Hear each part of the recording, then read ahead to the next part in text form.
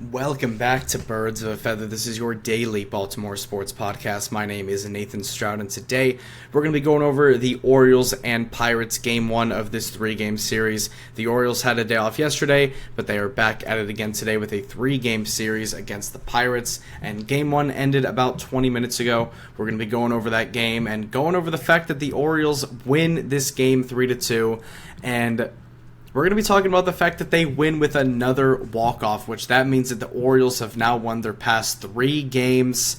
Their past three wins have all been walk-offs. They've won three of their last four games, all of them being from the walk-off.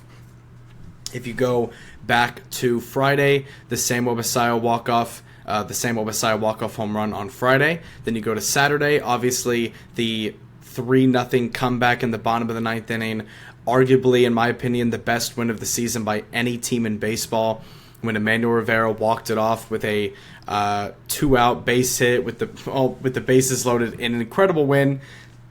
I'm sure you guys have seen it by now. It's been everywhere at this point. But obviously, that game is a walk-off. Then on Sunday, the Orioles lost 5-2 to the Dodgers. And then yesterday, they had a day off. And then today, the Orioles get another win from a walk-off again. And this was by far 100% one of the weirdest walk-offs I've ever seen in my life. It was from Samuel Basallo again. So Samuel Basallo has two walk-offs now in his first 17 games, and he also has had two walk-offs in the past 4 games, which is crazy for obviously being the youngest player in baseball. And again, we've got someone in Samuel Basallo. He hit a ball today that would have been a home run in like 5 of the 30 ballparks. So he's hitting the ball extremely hard. He has 2 walk-offs. While today maybe should have not have been a walk-off, it still does count as a walk-off. So it was a pop-up near the left foul line, and Tommy Pham came in for a diving catch, and it hit off his glove barely and then landed on the line. And they initially called it a foul ball for him to go back to, obviously the batter's box and have another at-bat, or have another, keep the at-bat going. But it hit off Tommy Pham's glove, and it landed right on the left side, the left field foul line. Barely clipped the line. They did a review. Everyone in the stadium knew it. The Pirates were literally walking off the field while they were reviewing it because they knew the game was over. And it ended up being a misplay on a pop-up that landed barely fair on the line, and it counted as a base hit, and Samuel Basallo brought in Gunnar Henderson, which was the winning run in the bottom of the 11th inning. And it was a crazy game. The Orioles, very low-scoring game overall as well. The Orioles won 3-2, but the Orioles early on got a run early. Then Jeremiah Jackson hit a solo home run to put the Orioles ahead 2-1. And then in the top of the ninth inning, we had Yennier Cano come out for the save, and then he gave up a solo home run to Tommy Pham. So Tommy Pham ended up bringing the game to extras, but he also was the one that cost them the game at the same time, which was kind of funny. But Tommy Pham hit a home run. Yennier Cano blew the save. The game was tied going into the bottom of the ninth. The Orioles couldn't, walk it off right there. It got sent to extras. Didn't do anything in the 10th inning. And then in the 11th inning, the Orioles walked it off in a very just bizarre way. Let's just go over this game. So going over the details and everything of this Orioles game, obviously they win 3-2 over the Pirates. The Orioles record moves to 67-77. They are 10 games below 500 with about 19-ish days left of the season, which is a little sad. It's almost the end of the season. Obviously, there's no postseason baseball that we're going to be looking forward to, but at the same time, moving to 2026 for this Orioles team is obviously what we need to be thinking about right now. But the Orioles win 3-2 today, 67-77 record, 10 games below 500. And as you can see right here, if you're watching on YouTube, Samuel Basallo getting doused in water and Gatorade and everything like that from the Orioles team. From the walk-off, and also something that's pretty funny that the Orioles are starting to do on their home runs hit is they're giving if you hit a home run, they're giving you a Ravens helmet, and they did this the other day when Jackson Holiday broke up the no-hitter. But they're giving you a Ravens helmet, and they're giving you a football when you go into the dugout, and then you're kind of like running through the dugout like you're running through tackles like a running back. And it was kind of funny. And they're also putting like home run stickers on the helmet, kind of like they do in college when you play, enough games like in Ohio State. For every start you have, they put a sticker on. It's kind of like the same thing they're doing right now. And let me pull up a picture for you guys real quick of this, because it's kind of cool how they're starting to, mix sports, and they're like the only team that's really doing this, where they're mixing NFL and MLB, which just so happens to be exactly what we go over on this show. So it's kind of funny in that regard. And as you can see in the picture right here, this is when Jeremiah Jackson hit the home run earlier in the game. He's sitting here with the football in his hand. Good hold on the football as well. And he's also got the Ravens helmet on. And then you can see right here from the back, you can see there's this little sticker, and it says Holiday on it, because when Jackson Holiday hit that, not the walk-off, when Jackson Holiday hit the home run back on Saturday that broke up the no-hitter, that was the same day that we started this new celebration. So as you can see, Jackson Holiday home run right here. So every time there's a home run hit, they're going to put a sticker of the person's name on the helmet, which is kind of funny, which is kind of cool. I do kind of hope that they do this maybe next season as well, because I love the fact that they're doing this. I love the fact that they're supporting the Ravens, obviously. And I didn't know if it was just going to be for one day, but they are keeping this celebration going, which is really, really, really fun to see. So we're going to be getting a Jeremiah Jackson sticker put on this helmet. I don't know if they're going to do walk-offs or if it's just going to be home runs, but they did put the helmet on Samuel Basallo for a little bit after he hit the walk-off, which is pretty fun. But I think this is a cool little thing that they've been doing over the past couple of days with this Ravens celebration. And I think it's probably just because, obviously, football's starting, and they're probably going to do this for the rest of the season. Or the rest of the baseball season, they're going to do this, obviously. It would be cool if they did it next year, because it'd be cool to see like the entire helmet decked out in stickers from a full season. But this is really cool what they're doing. But going back over to the game, if we go over the Orioles offense in this game, again, it was a very low-scoring game, very much a pitcher's duel in this game, and we'll go over the pitching in just a second. But the Orioles offense had 6 total hits in this game, got walked 6 times as well, were 2 for 8 with runners in scoring position, left 11 guys on base, so struggled a little bit with runners in scoring position, left a lot of guys on base.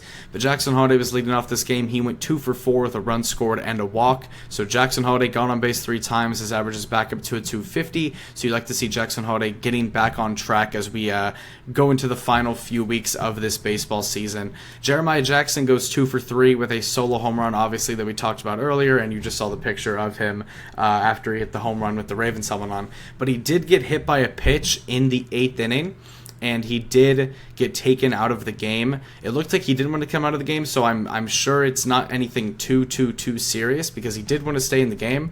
But Jeremiah Jackson did get taken out of the game. It shouldn't be anything too bad, but again, if something does come up, we will talk about it once we learn more information about it. But it's just one of those scenarios where it's like another Oriole gets hurt. Like the other day, Basallo got taken out of the game, but obviously he's back and ready to go.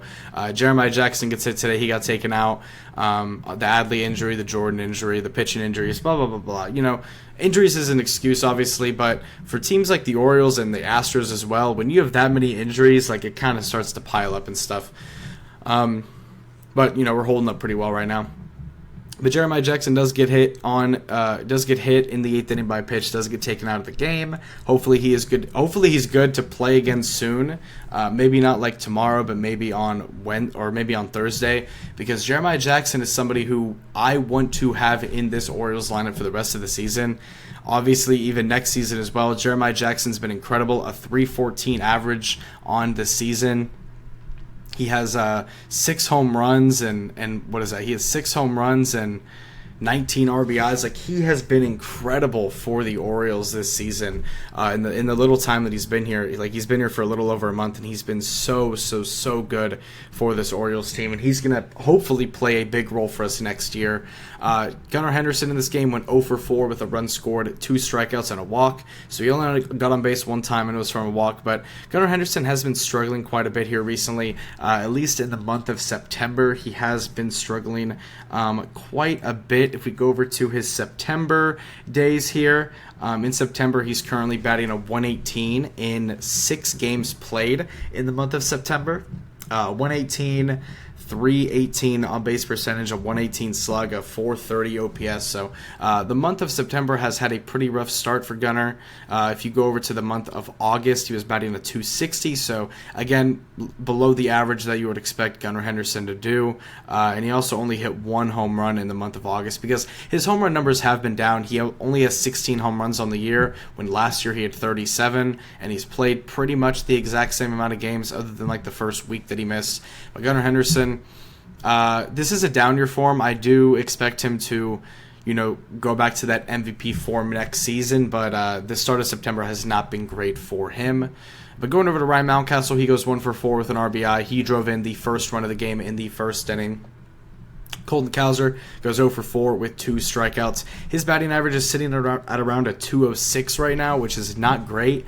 Cowser obviously was hurt for quite a bit this season. He's only played 76 games this year, really 77 games this year, but a 206 average, 13 home runs.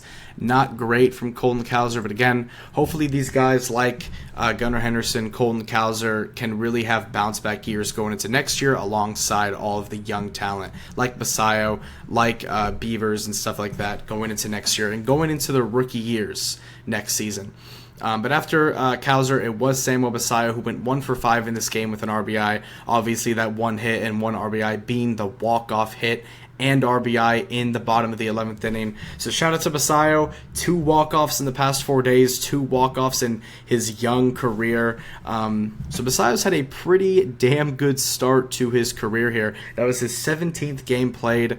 2 walk-offs in 17 games, not too bad. There are some players like who might not even have walk-offs in their careers, and they might be a well-respected veteran player. So Basallo having that clutch factor early on in his career, and I just cannot wait for his first official rookie year next year, where I'm sure he'll be one of the favorites to win Rookie of the Year.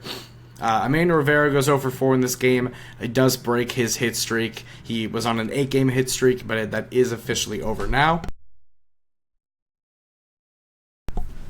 And going over to Dylan Beavers, who went 0 for 1 with 2 walks. So Dylan Beavers does a good job at getting on base, a 437 on base percentage this season. When he's not getting hits, he is doing a good job getting on base. So shout out to Dylan Beavers for that. Kobe Mayo went 0 for 3. And then Dylan Carlson was a pinch hitter late in the game. But overall, the offense wasn't anything too great. 12 strikeouts on the day. But again, Samuel Basallo got the walk-off hit, and at the end of the day, that's all that matters. But going over to the pitching, Kyle Bradish got the start, and he went out there and had his best start of the season. This is only his 3rd start since coming back off of the IL. But he gets through 7 innings in his 3rd start back. So in his 3 starts, he's gotten through I think it was 6 innings the first time with 10 strikeouts. I think he got through 4 or 5 innings last time, and then 7 innings today in his 3rd start back. So 7 innings, 4 hits, 2 walks, only 1 run, and 6 strikeouts, an 81 pitch count across 7 innings. Had a very, very, very solid game. A 2.65 ERA through his first 3 starts of the year. And Kyle Bradish is back to being that ace that we know and love, that ace that we know that he can be. And going into next season, it's obviously going to be hopefully him, Trevor Rogers, and another quality starter among the top of the rotation. Rico Garcia went 1 inning, didn't give up a run. Yennier Cano had a blown save, did give up a solo home run to Tommy Pham in the 9th inning, which ended up extending the game to extra innings. Keegan Aiken, 0.1 innings. And then Dentrich ends, who's been incredible this year pretty much for the Orioles, gets the win in this game, a 3-2 record for recorded wins and losses. 2 innings, no hits, no runs, gives up a walk and has 2 strikeouts across 22 pitches in 2 innings. So shout out to the pitching. They held it down for the Orioles today. And then shout out to Samuel Basallo for the walk-off.